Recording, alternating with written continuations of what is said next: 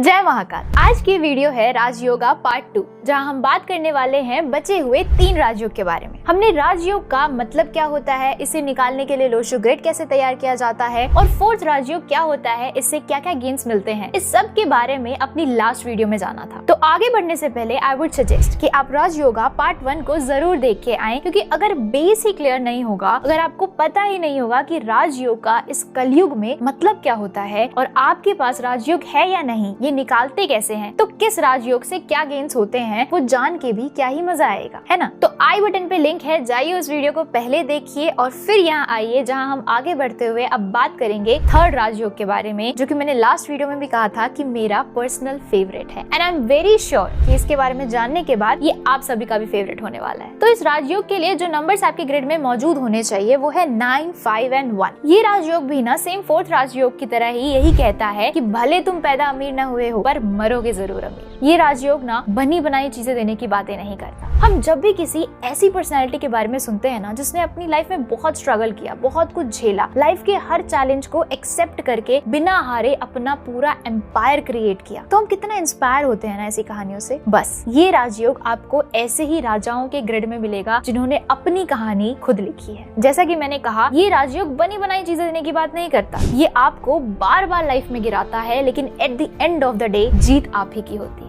लेकिन ऐसा क्यों? क्योंकि ये राजयोग इंसान को वो शक्ति देता है जो उसे तब काम आता है जब जीवन में वो हर स्तर पे हार चुका होता है, और उस शक्ति का नाम है इच्छा शक्ति, यानी विल पावर। एंड जिसका विल पावर स्ट्रॉन्ग है ना, उसकी डिक्शनरी में तो बस यही बात लिखी है कि where there is a will there is a way. तो इस राजयोग के साथ आपके जीवन में स्ट्रगल तो बहुत आएंगे, बहुत बार गिरोगे, फिर उठोगे, थोड़ा सा जीवन में संभलोगे, टिकोगे, लेकिन फिर से 0 पे गिर जाओगे। पर डिफरेंस यही आ जाता है कि भले कितनी बार भी ये लोग गिर जाएं, ये उठने की शक्ति रखते हैं। ये लड़ते हैं और लड़ते लड़ते एक दिन इतना ऊंचा उठते हैं ना कि दुनिया कहती है कि भाई सफलता मिले तो ऐसी।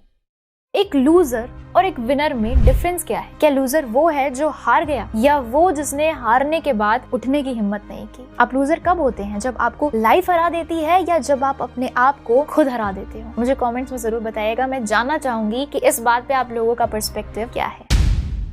आप पाएंगे कि दुनिया के सेल्फ मेड बिलियनर्स के पास ये राजयोग मौजूद है। विजनरी होते हैं ऐसे लोग, ऐसा करने की सोच रखते हैं जिससे सबका भला हो, और तभी they are the solution providers. हाँ, लेकिन इन लोगों की पर्सनालिटी डोमिनेटिंग जरूर मिलेगी आपको। सेल्फ मेड राजा है ना, तो अपने एम्पायर को जिसे इसने खुद बनाया है उसे डोमिनेट तो करेगा ना, जैसे शेर जंगल को करता है। तो जितने भी successful self made entrepreneurs, actors या स्पोर्ट्स पर्सन आपको मिलेंगे, उनकी ग्रिड में आपको ये नंबर जरूर दिखेंगे। फिर चाहे वो बिल गेट्स हो, मार्क जुकरबर्ग हो, इंडियन बिलियनर निखिल कामत हो, या फिर वो किंग कोहली ही क्यों ना हो, जिनकी कहानी हमने राजयोगा पार्ट 1 के शुरुआत में सुनी थी। इस राजयोग में आप देखेंगे कि 9, 5, 1 ये 3 नंबर्स मौजूद हैं। नंबर 9 मंगल को रिप्रेजेंट करता है। मंगल क्या है? मंगल अग्रेशन है, मंगल एनर्जी है। जिस इंसान के अंदर एनर्जी है वो हार कैसे मान सकता है? नंबर 5 भी यहाँ पे है, और 5 नंबर खुद में ही एक विल पावर का नंबर होता है, एक बैलेंस का नंबर होता है। तो ऐसे इंसान की तो विल पावर बट ऑब्वियस है कि स्ट्रांग होगी, है ना। और नंबर 1, जैसे कि मैंने पिछली वीडियो में बताया था कि नंबर 1 वाला व्यक्ति जिसके पास सूर्य है और जिसका सूर्य बलवान है, उसे कभी डर नहीं लगता, वो कभी हिचकिचाएगा नहीं अपने जीवन में, तो वो गिरेगा भी तो वो उठने की ताकत रखता है। एंड स्पेसिफिकली जब किसी इंसान की कम्युनिकेशन स्किल्स अच्छी होती है, उनकी लीडिंग क्वालिटीज अच्छी होती हैं, तो वो डेफिनेटली एक अपना एम्पायर क्रिएट करने का दम रखते हैं। तो अगर आपके पास ये राजयोग मौजूद है और अभी तक आप अपनी लाइफ में स्ट्रगल कर रहे हैं, तो हार मत मानिएगा।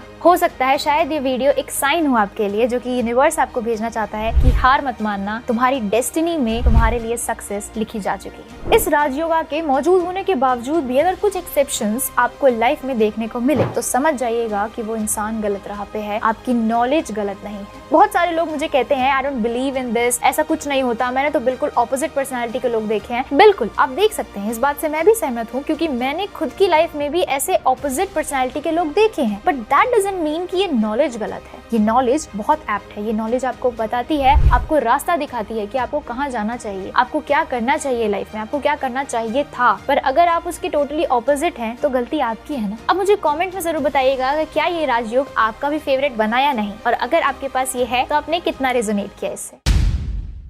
अब आगे बढ़ते हैं और बात करते हैं अपने अगले राजयोग की।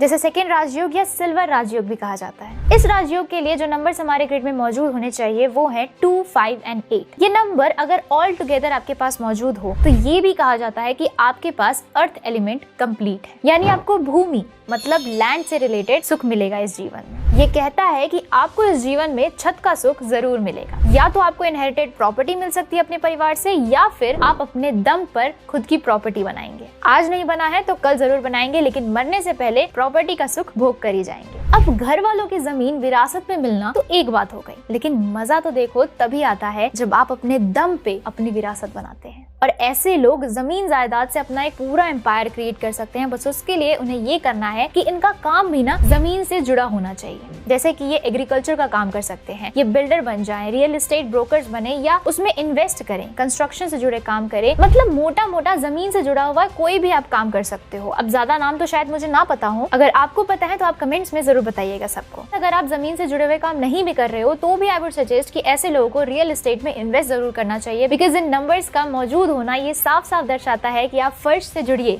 अर्श तक आपको पहुंचा दिया जाएगा। अब आप में से जिनके पास भी ये नंबर्स हैं या आपकी फैमिली में किसी के पास या दोस्त के पास है तो मुझे कमेंट करके जरूर बताइएगा कि आपने कितना रिलेट किया।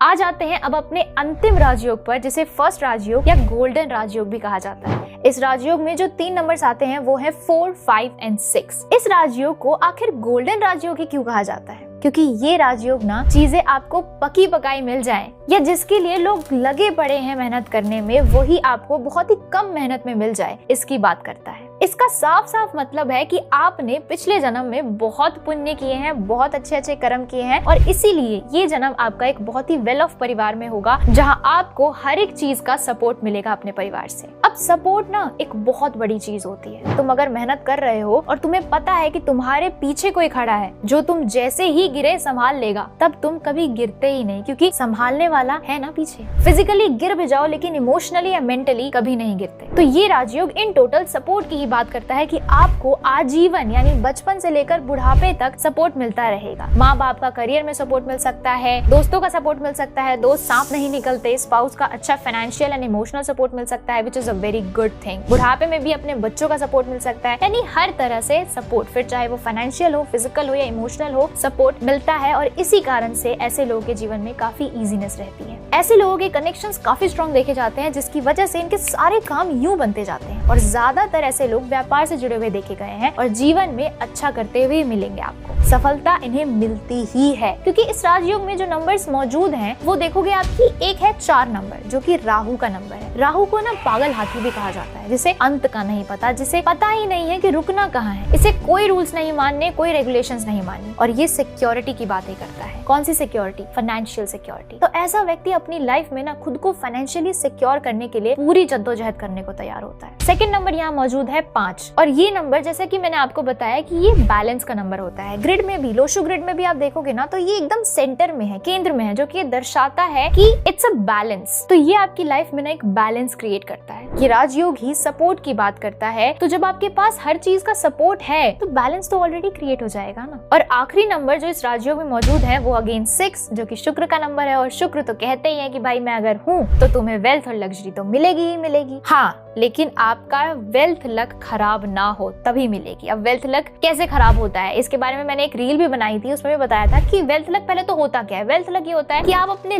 वेल्थ को, अपने पैसे को क्रिएट करने में कितने लकी हैं, यानी आपने काम किया और पैसे कमाए। लेकिन कई लोगों को आप अपने जीवन में देख लोगे जो कि कितनी भी गधा मजदूरी कर ले, कितना भी कर्म कर ले, उनकी लाइफ में पैसा नहीं आता, उनकी लाइफ में स्ट्रगल बना ही रहता है। ऐसा क्यों होता है? क्योंकि उनका वेल्थ लक खराब है, उनका शुक्र खराब है। और शुक्र कैसे खराब होते हैं? शुक्र खराब होते हैं जब आप चीट करते हैं अपनी लाइफ में किसी के ऊपर। शुक्र खराब होते हैं जब आप लोगों की रिस्पेक्ट नहीं करते, खास तौर पे महिलाओं की, क्योंकि हमारे सनातन धर्म में महिलाओं को लक्ष्मी माना गया है और माँ लक्ष्मी ही तो धन, वैभव और ऐश्वर्य की देवी है ना। हाँ, मेरे पुरुष भाई लोग कहेंगे कि हम भी तो कुबेर हैं, तो हाँ बिल्कुल। Shukra is basically love, Shukra is basically your spouse. तो if you are disrespecting your spouse irrespective of the gender, तो आपके शुक्र कमजोर होंगे और जीवन में वो सारे ऐशो आराम मिलते मिलते रह जाएंगे जिसकी आप चाह रखते हैं। तो अपने वेल्थ लक को मजबूत रखिए। और यहाँ हमारे सारे राजयोग खत्म होते हैं। मुझे कमेंट्स में जरूर बताइएगा कि आप लोगों के पास कौन सा राजयोग है या आपकी फैमिली के पास कौन सा राजयोग है और आपको उसका कितना फायदा मिल रहा है। अब अगर आपके पास या आपकी फैमिली फ्रेंड्स में से किसी के पास कोई राजयोग नहीं है तो हताश होने की कोई जरूरत नहीं।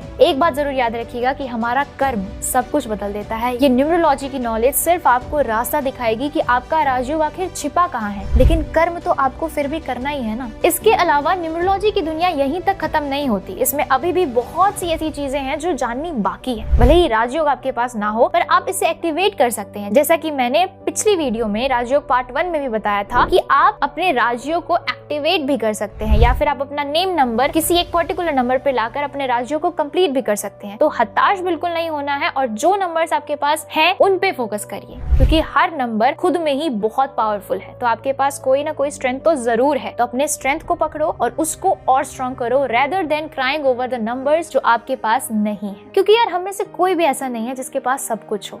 वो सुना है ना, हर किसी को मुकम्मल जहां नहीं मिलता, किसी को जमी तो किसी को आसमान नहीं मिलता।